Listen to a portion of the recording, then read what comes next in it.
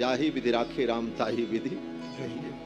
भगवान जैसे रखेंगे उसी प्रकार रहना पड़ेगा, चाहे जितना सिर पीट लो, होगा वही जो भगवान करे। वही है सोई जो राम रचि राखा, होकर तरक बढ़ावही शाखा। और वही होता भी जो भगवान चाहते। तो हम क्या करें? बोले हमको केवल इतना करना है, भगवान का नाम लेते रहें, उनका ध्यान करते रहें। बाकी सब वो कर रहे हैं, बाकी सब करना उनका काम है। आप अपने से पैदा नहीं हुए, आपको भी भगवान ने जन्म दिया, ये शरीर भी आपको भगवान ने दिया, सब कुछ भगवान ने ही दिया। तो जब सब कुछ भगवान ने ही किया है तो वही सब कुछ करेंगे और कर रहे हैं। इसलिए इसकी चिंता छोड़कर भगवान का ध्यान, भगवान का भजन करते चलो, बाकी जो कर्तव्य है वो करते चलो। यही सब पढ़ने लिखने सुनने समझने का फल। और ज्यादा बुद्धि लगाओगे तो बुद्धि लगाते ही रह जाओगे। इसीलिए गीता में भगवान ने अर्जुन से कहा, देखो अब तुम बुद्धि लगाना छोड़ दो, मई बुद्धिम निवेशय। भगवान कहते हैं अपनी बुद्धि को भी तुम मेरे में निवेशित कर दो। हम शरीर से तो भगवान को प्रणाम कर लेते हैं, साष्टांग प्रणाम, शारीरिक शरणागति, दैहिक शरणागति भगवान की कर लेते हैं, लेकिन मन से और बुद्धि से, बोले मन और बुद्धि अपने चालाकी में लगी रहती। इसलिए भगवान कहते हैं तुम्हारी अभी शरणागति पूरी नहीं हुई। जिस दिन तुम्हारा मन, तुम्हारी बुद्धि भी शरणागति कर लेगी, उस दिन तुम्हारी शरणागति सफल होगी। दैहिक शरणागति के साथ साथ मन बुद्धि का भी समर्पण भगवान में हो। आगे कथा आती है, सप्तम स्कंद में श्री सुखदेव भगवान ने राजा परीक्षित को भगवान के परम भक्त प्रहलाद का चरित्र सुनाया। और प्रहलाद के चरित्र की भूमिका यह बनी कि राजा परीक्षित ने प्रश्न किया कि समप्रिय सुहृत ब्रह्मन् भूतानां भगवान स्वयं इंद्रस्यार्थे कथम दैत्यान अवधीत विषमो यथा। राजा परीक्षित ने प्रश्न किया। देखो, कथा सुनकर के प्रश्न भी वही करता है जिसको कुछ समझ में आता। जिसको कुछ न समझ में आएगा वो कोनो प्रश्न नहीं करेगा, और जिसको सब समझ में आएगा वो भी प्रश्न नहीं करेगा। क्यों? बोले उसको सब समझ में आ गया, प्रश्न क्या करेगा। और जिसको कुछ समझ में नहीं आया, बोले उसको प्रश्न भी नहीं होगा, शंका भी नहीं। प्रश्न वही करता है जिसको कुछ समझ में आता है और कुछ नहीं आता। और प्रश्न करने का तरीका भी सबको नहीं मालूम। प्रश्न कैसा करना चाहिए? ऐसा प्रश्न करो जिस प्रश्न के उत्तर में तत्व ज्ञान प्राप्त हो। मूर्खता पूर्ण प्रश्न करके संत महापुरुषों के समय को बर्बाद नहीं करना चाहिए। मैं कथाओं में कहता हूं, लोग आके पूछते, महाराज श्रवण कुमार के मां बाप का क्या नाम था? सुदामा के माता पिता का क्या नाम था? बोले ये कौन सा प्रश्न है भाई? इस प्रश्न के उत्तर से तुमको कौन सा तत्व ज्ञान मिलेगा? एक सज्जन तो पूछे, महाराज एक हमारी शंका है। हमने कहा क्या? बोले पूरी रामायण हमने पढ़ी, हमारे प्रश्न का उत्तर नहीं मिला। हमने कहा प्रश्न क्या है? बोले जब हनुमान जी लंका में गए तो राक्षस ने उनके पूंछ में कपड़ा लपेटा, तेल लगाया, तो आग किस राक्षस ने लगाई थी? उस राक्षस का नाम क्या था? अब बताओ, अब इस प्रश्न का क्या मतलब है? किस राक्षस ने आग लगाई? अरे जिस राक्षस ने आग लगाई वो महापापी होगा। हनुमान जी जैसे भक्त की पूंछ में आग लगाया, उसका नाम क्या लेना? और उसका नाम जान भी लोगे तो उससे तुमको कौन सा तत्व ज्ञान होगा? प्रश्न ऐसा हो जिन प्रश्नों के उत्तर में तत्व ज्ञान हो, हमारे जीवन की दशा और दिशा बदल जाए। फालतू को उनके बाप कौन थे, उनकी मौसी कौन थी, उनकी नानी कौन थी, ये इतिहास जान करके क्या करो? अगर तुम्ही से कोई पूछ ले कि तुम्हारे खानदान में 10 पीढ़ी पीछे कौन थे, उनका क्या नाम था, तो शायद आपको नहीं पता होगा। अपने ही घर के सारे रिश्तेदारों के नाम गांव को इसको याद रहते। तो उसी तरह इतिहास में जितने महापुरुष हुए, उनके पूरे खानदान का ब्यौरा, पूरी उनकी वोटर लिस्ट बना देते वेदव्यास जी और वाल्मीकि जी। तो इस प्रश्न के उत्तर से किसी को क्या मिलता? कोई बोध प्राप्त होता? कदापि नहीं। इसलिए प्रश्न भी ऐसा हो जिन प्रश्नों के उत्तर से भगवान की दिव्य लीला प्रकट हो, भगवान के गुणों का चिंतन हो। प्रश्न ऐसा होना चाहिए। राजा परीक्षित ने प्रश्न किया, प्रभु समप्रिय सुहृद ब्रह्मन भूतानाम भगवान स्वयं। भगवान समप्रिय हैं, भगवान को सब प्रिय है। भगवान का न कोई दुश्मन है, न भगवान का कोई हितैषी। भगवान के लिए सभी प्रिय हैं क्योंकि सब भगवान के। फिर भगवान इंद्रस्यार्थे कथम दैत्यान अवधीत विषमो यथा। फिर भगवान देवताओं के लिए, इंद्र के लिए दैत्यों का वध क्यों करते हैं? ये विषम कार्य भगवान की लीला में दिखाई पड़ता है।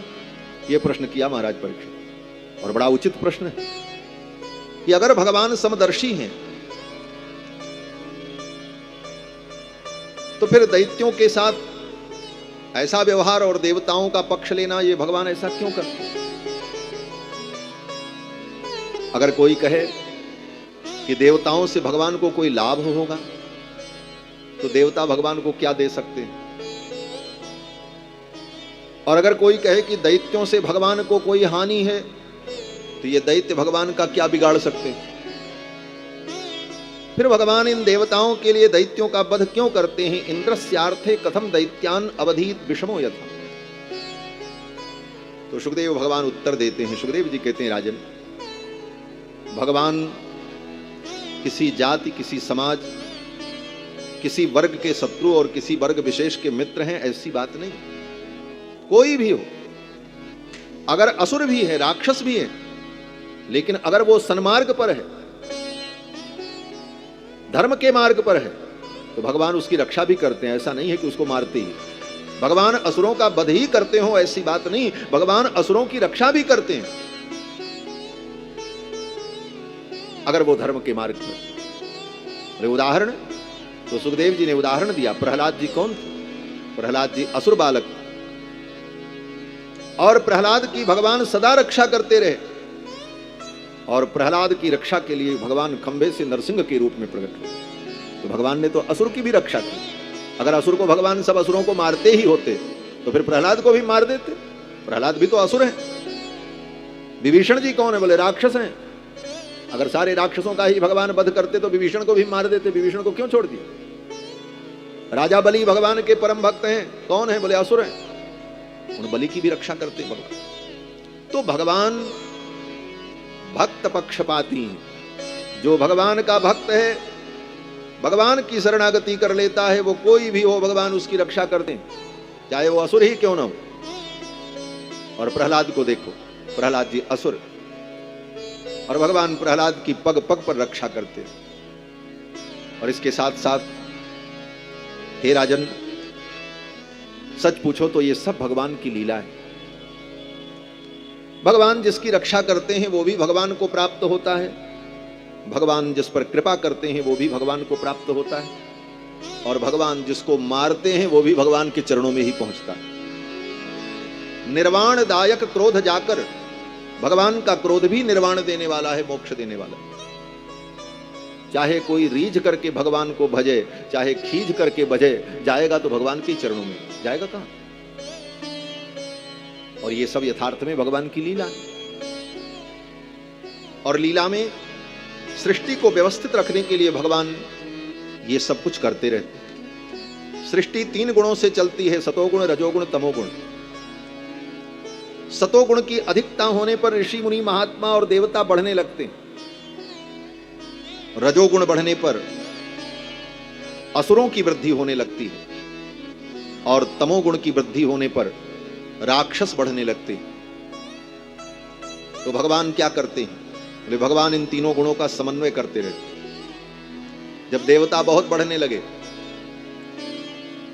सतोगुण बहुत बढ़ने लगा, तमोगुण कम होने लगा, रजोगुण कम होने लगा, तो सृष्टि में हलचल होने लगी। क्यों? बोले तीनों गुण का अनुपात बना रहेगा तो सृष्टि व्यवस्थित चलती। जैसे हमारे आपके शरीर में चीनी ज्यादा हो जाए तो शुगर हो जाएगा, और एकदम नील हो जाए शुगर तो आदमी मर जाएगा। उसका अनुपात होना चाहिए। शरीर में नमक की मात्रा एकदम नील हो जाए, बोले ब्लड प्रेशर लो हो जाएगा, हृदय की गति रुक जाएगी।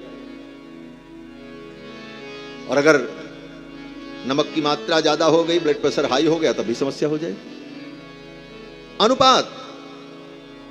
अनुपात बना रहे तो शरीर व्यवस्थित चलता है। उसी प्रकार ये सारी सृष्टि परमात्मा का शरीर है।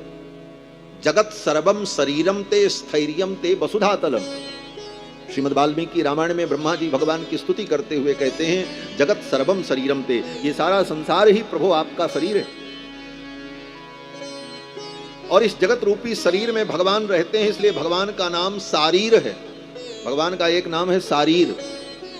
शरीरे तिष्ठति यह सह शारीरः, शारीरः परमात्मा। और उस शारीर परमात्मा का जो वर्णन करे, ऐसे वेदांत शास्त्र को शारीरक मीमांसा इसीलिए कहा जाता है। शारीरम परमात्मानम कायति गायति इति शारीरकम। शारीरक माने मीमांसा शास्त्र। तो शारीर परमात्मा, ये सृष्टि ही परमात्मा का शरीर है। इसीलिए भगवान का पहला नाम विश्व है। विष्णु सहस्त्र नाम आप पढ़ो तो विष्णु सहस्त्र नाम में पहला नाम भगवान का क्या है? विश्व। यही भगवान का नाम है। विश्वम विष्णुर्वषट्कारो भूत भव्य भवत प्रभु। विश्वम, ये विश्व ही भगवान है। विश्व माने भगवान। तो जैसे हमारे आपके शरीर में हर चीज का अनुपात ठीक रहे तो शरीर बढ़िया रहता, लीला चलती रहती, आनंद होता रहता। उसी प्रकार भगवान की सृष्टि में सतोगुण, रजोगुण, तमोगुण, इन तीनों का अनुपात ठीक ठाक बना रहे तो लीला बढ़िया से चलती रहती, भगवान को भी आनंद होता है। अब शरीर में अनुपात बिगड़े तो ठीक कौन करेगा? बोले आपके शरीर में शुगर बढ़ गई तो ध्यान आपको ही देना पड़ेगा, ब्लड प्रेशर बढ़ गया तो ध्यान आपको ही देना पड़ेगा। उसी प्रकार भगवान की सृष्टि में शरीर में कुछ भी घटता बढ़ता है, कोई गुण, तमोगुण, रजोगुण, सतोगुण, तो भगवान तुरंत सावधान हो जाते हैं, इसको ठीक करो, तभी लीला व्यवस्था बढ़िया चलेगी। अगर देवता बढ़ने लगे, सतोगुण बढ़ने लगा, तब भगवान क्या करते हैं? बोले भगवान थोड़ी सी शक्ति राक्षसों को दे देते हैं, थोड़ा तुम बढ़ो। अब भगवान ही अपनी शक्ति दे करके उन राक्षसों को बलवान बना देते हैं और वे राक्षस देवताओं को खदेड़ते हैं। परिणाम बोले देवन तके मेरे गिर खोहा। देवता जो है स्वर्ग छोड़ करके गुफाओं में भाग करके छिप। अब रजोगुण तमोगुण बढ़ा, अनुपात ठीक हो गया, लेकिन अब तमोगुण और रजोगुण ही ज्यादा बढ़ने लगा, सतोगुण घटने लगा। बोले फिर गड़बड़ हुआ।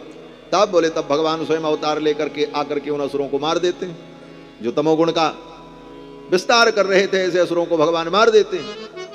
और जो असुर तमोगुण का विस्तार नहीं करते, रजोगुण का विस्तार नहीं करते, सात्विक होकर के भगवान का चिंतन करते हैं, ऐसे असुरों का भगवान संरक्षण भी करते हैं। तो भगवान में कहीं पक्षपात नहीं है, भगवान तो पक्षपात रहित समदर्शी है, और ये भगवान की लीला है। सुखदेव जी कहते हैं, राजन, यही प्रश्न तुम्हारे बाबा ने देवर्षि नारद से किया था। कब? बोले जब महाराज युधिष्ठिर ने राजसूय यज्ञ किया। युधिष्ठिर के पौत्र हैं महाराज परीक्षित। सुखदेव जी कहते हैं कि जब तुम्हारे बाबा युधिष्ठिर ने राजसूय यज्ञ किया तो उस राजसूय यज्ञ में अग्र पूजा की बात आई। किसकी अग्र पूजा की जाए? सब लोगों ने कहा द्वारिकाधीश कृष्ण की अग्र पूजा की जाए। सब ने समर्थन किया, लेकिन शिशुपाल ने विरोध किया। शिशुपाल ने कहा इनकी अग्र पूजा नहीं होगी, अग्र पूजा किसी राजा की होती है। ये द्वारिका के राजा भी नहीं है, ये तो द्वारिका के छड़ीदार हैं। द्वारिका के राजा तो महाराज उग्रसेन है। और ये क्षत्रिय हैं कि नहीं, इसमें भी संदेह है। क्यों? बोले आज तक निर्णय नहीं हो पाया कि ये वसुदेव का बेटा है कि नंद का बेटा। कोई कहते हैं नंद का बेटा है, नंद नंदन है, और कोई कहता वसुदेव नंदन है। देखो, विरोध करने वालों के लिए बहुत सारे पॉइंट मिल जाते हैं। वो अपना इसी पॉइंट पर विरोध करने लगा, बोले इसलिए इनकी अगर पूजा नहीं हो सकती।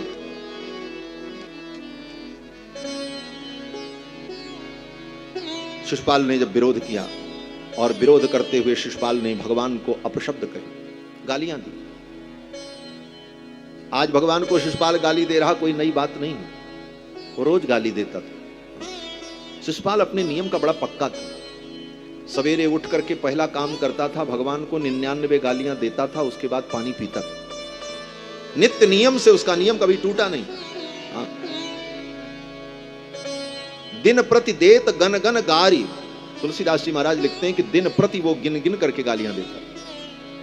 हमारा आपका तो नियम टूट जाता है। गुरु जी नियम बताते हैं, सवेरे उठ करके नहा धो करके कम से कम 108 बार भगवान का मंत्र जप लेना, जो मंत्र दिया गया।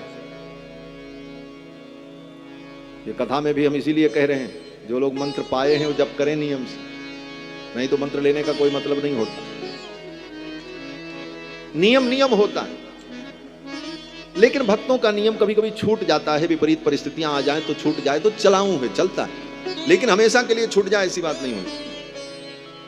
भक्तों के नियम तो कभी कभी छूट जाते हैं, लेकिन यह शिशुपाल अपने नियम का बड़ा पक्का था महाराज। इसका नियम कभी नहीं टूटा। सवेरे उठ करके पहले भगवान को 99 गाली दे लेता था, तब कोई काम करता था। भगवान ने कहा, यह भी मेरा भक्त है। अरे भक्त मेरा नाम जपते हैं, ये भी तो मेरा नाम लेता है। किसी को कोई गाली देगा तो बिना नाम लिए तो गाली नहीं देगा। अरे किसी को आप गाली दोगे तो उसका नाम तो लोगे, उस फलाने को ऐसा हो जाए, वो दुष्ट है, वो नीच है, वो कपटी है, वो पापी है, वो बदमाश है, कुछ भी कहोगे तो उसका नाम तो लेना पड़ेगा। और जिसका नाम लोगे उसका ध्यान भी तुम्हारे दिमाग में आएगा। जिसका नाम लिया जाता है उसका ध्यान भी आता है, उसका स्वरूप भी हृदय में आ जाता है, उसका चिंतन भी होता है। और भक्त भी यही करते हैं, भगवान का नाम लेते हैं तो भगवान का चिंतन करते हैं, ध्यान करते हैं। भगवान ने कहा, ये शिशुपाल भी मेरा भक्त है, भले गाली देता लेकिन ध्यान तो हमारा ही करता है, तो सवेरे उठ करके करता है, और मेरा नाम भी लेता है, और मेरा स्मरण भी करता है। और भगवान का जो स्मरण करे उसको तो परम गति मिलती है। यस्य स्मरण मात्रेण जन्म संसार बंधनात् विमुच्यते नमस्तस्मै विष्णवे प्रभ विष्णवे। शिशुपाल ने जब गालियां देना शुरू किया तो जोश में आकर के आज वो 100 गाली दे दिया। 100 से ऊपर हो गई गालियां। भगवान ने शिशुपाल की मां को वचन दिया था कि ये 100 अपराध करेगा तो मैं क्षमा करूंगा, लेकिन जिस दिन 100 अपराध से ज्यादा ये अपराध करेगा उसी दिन मैं इसको मृत्युदंड दे दूंगा। सगी बुआ का बेटा है हमारा, भगवान का फुफेरा भाई है, लेकिन मित्रों के बहकावे में आकर के भगवान से द्वेष करने लगा था। आज जब जोश में आकर होश खो बैठा और भगवान को गालियां देते देते 99 से ज्यादा गाली हो गई, भगवान का सुदर्शन चक्र प्रकट हुआ और सुदर्शन चक्र ने शिशुपाल का शिरच्छेद कर दिया। शिशुपाल के शरीर से एक ज्योति निकली और भगवान कृष्ण के चरणों में विलीन हो गई। इस दृश्य को सभा में सभी लोगों ने देखा, युधिष्ठिर ने भी देखा। वहीं देवर्षि नारद खड़े थे। युधिष्ठिर ने देवर्षि नारद को प्रणाम किया और कहा, महाराज देवर्षि, जिस व्यक्ति ने गोविंद को इतनी गालियां दी, अपशब्द कहे, उसको भी भगवान के चरणों में आश्रय मिला, उसे भी मुक्ति की प्राप्ति हो गई। ये क्या आश्चर्य है। तो नारद जी ने धर्मराज युधिष्ठिर से कहा, राजन, जीव किसी भी प्रकार से भगवान का अगर स्मरण करता है तो वो भगवान को प्राप्त हो जाता है। चाहे प्रेम से स्मरण करो, चाहे द्वेष से स्मरण करो, अगर भगवान का स्मरण करते हो तो भगवान के स्मरण का फल है संसार के मरण और जन्म से मुक्ति मिल जाएगी। यस्य स्मरण मात्रेण जन्म संसार बंधन। वहां पर वेदव्यास जी ने यह नहीं कहा प्रेम पूर्वक स्मरणेन, भक्ति पूर्वक स्मरणेन, ऐसा नहीं कहा। स्मरण मात्रेण, भगवान का स्मरण होना चाहिए, बस। वो स्मरण प्रेम पूर्वक हो रहा है कि भक्ति पूर्वक हो रहा है कि द्वेष पूर्वक हो रहा है, इसका महत्व नहीं है। महत्व भगवान के स्मरण का। क्यों बोले, वहां वस्तुगत विशेषता है। जैसे अग्नि, अग्नि में आप प्रेम से हाथ डालो तब भी आपका हाथ जलेगा, भूल से भी हाथ डाल दो अग्नि में तो हाथ जलेगा, और अग्नि देवता की आरती उतार करके हाथ डालो तब भी हाथ जलेगा, और क्रोध में अग्नि में हाथ डाल दो द्वेष भाव से तब भी अग्नि आपके हाथ को जला देगा। अब आपका प्रेम, आपका क्रोध, आपका द्वेष वो महत्वपूर्ण नहीं है। महत्वपूर्ण ये है कि अग्नि का धर्म है जला देना, अग्नि का धर्म है दाहकत्व, इसलिए अग्नि ने आपके हाथ को जला दिया। उसी प्रकार भगवान के स्मरण का महत्व है कि जो स्मरण करेगा वो संसार बंधन से मुक्त हो जाएगा। वो चाहे प्रेम से करे, चाहे द्वेष से करे, कैसे भी करे। इसीलिए बार बार भगवान का स्मरण करते रहना चाहिए।